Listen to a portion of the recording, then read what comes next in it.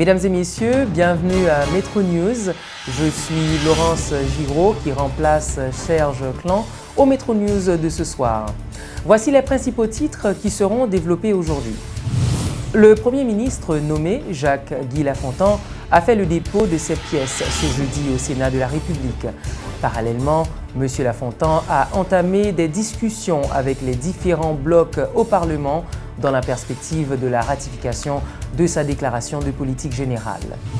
Le taux de mortalité à la prison civile de Port-au-Prince n'est pas en hausse, contrairement aux informations qui circulent.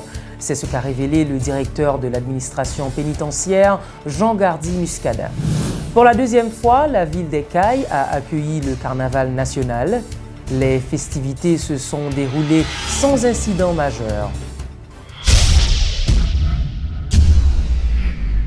Après sa nomination et sa présentation, le Premier ministre désigné, Jacques-Guy Lafontan, vient de franchir une nouvelle étape. Il a fait le dépôt de ses pièces ce jeudi au Sénat de la République. Notons que M. Lafontan a entamé cette semaine des négociations avec les divers groupes parlementaires dans la perspective de la ratification de sa déclaration de politique générale. Je suis venu ici dans le Parlement, pour me venir porter pièces requises par la Constitution. Et très prochainement, je vais porter énoncé politique généralement. Et les ça m'a descendre le que président Chambre Sénat est convoqué Parlement, convoqué Chambre Sénat pour me présenter énoncé politique généralement. Bon, il a déposé toutes les pièces pratiquement requises par la Constitution. Bon, la première pièce, c'est le moniteur portant sa nomination comme Premier ministre.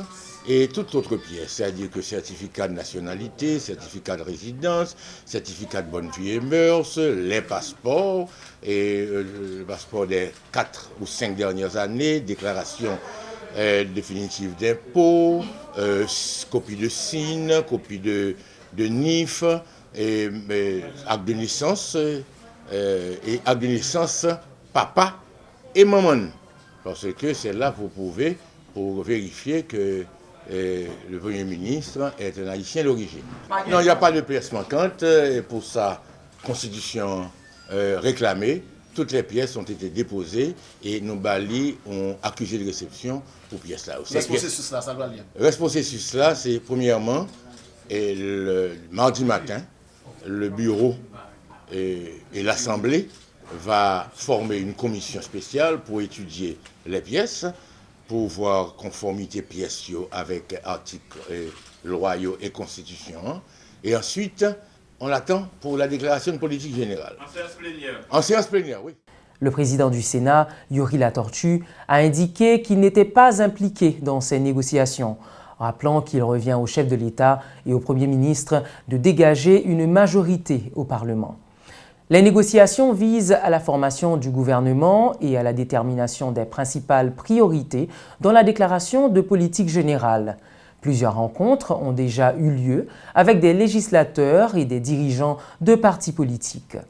Les rencontres devraient s'intensifier à partir de ce jeudi qui marque la reprise des activités de l'administration publique après les festivités carnavalesques.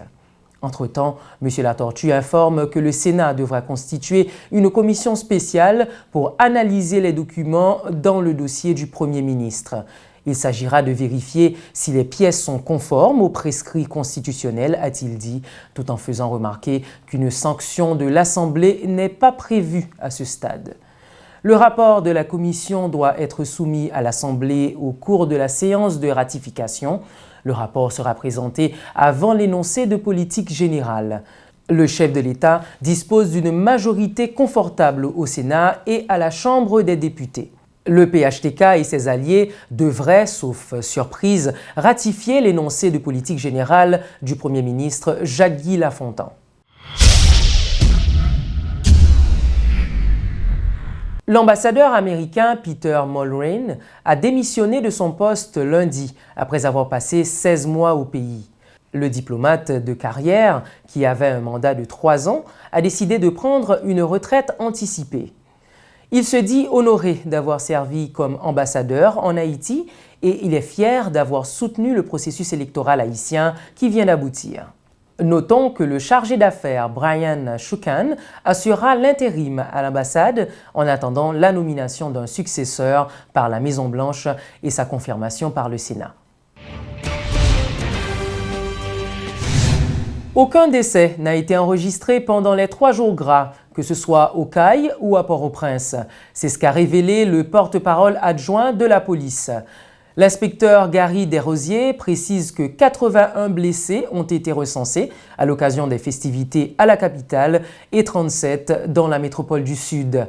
Les festivités carnavalesques ont pris fin ce mercredi dans la ville des Cayes où plusieurs centaines de milliers de personnes avaient fait le déplacement pour participer aux 3 jours du carnaval national. La ville des Cayes a fait preuve une fois de plus de son hospitalité, que cette solidarité serve d'exemple aux autres communes du pays, écrit le président de la République sur sa page Facebook.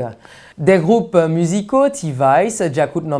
1, Crayola, Mika Ben et Kai, Bel Plaisir, Rock Fam, Tiancito Maestro, Revla, Sweet Mickey, Bookman Experience, King Passy, Galaxy Band de Jérémy Campèche, Mascompa, Big O, Zikos, entre autres, ont participé au défilé du carnaval. Outre les groupes montés sur les chars, plusieurs bandes à pied ont accompagné les défilés riches en couleurs. La prestation des groupes, boostée par la présence d'une foule assez dense sur le boulevard des 4 Chemins, a été hautement appréciée. Notons que plus de 50 millions de gourdes ont été utilisées pour l'organisation du carnaval des Cayes. Soulignons également qu'après T-Vice, en 2012, le groupe Sweet Mickey de l'ancien président Michel Martelly a clôturé le défilé très tard, mercredi. Accompagné d'une foule immense, Michel Martelly s'est rendu sur la place de Gelée où il a mis fin à son parcours.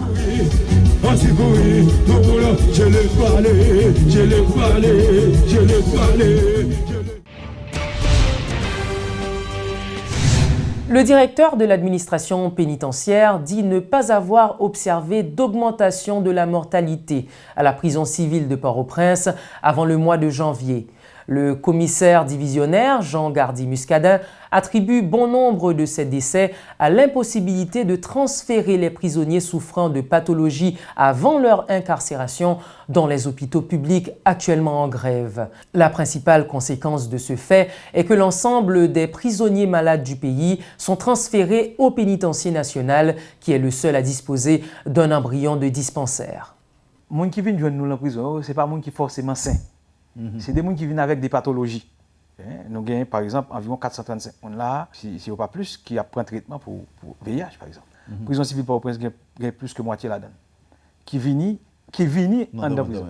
Donc ça veut dire que ce n'est pas tout le monde qui vient sain, il y a d'autres gens qui viennent anémiés. Donc les ou viennent avec une pathologie comme ça, et puis on vivre dans un environnement, quand la prison civile de Port-au-Prince, que je décrit, espace, nous gagnons par mètre carré par personne. Environnement ça, j'en lis, c'est-à-dire que les gens sont dormir, les gens entassés, il n'est pas propice pour santé, il faut admettre ça.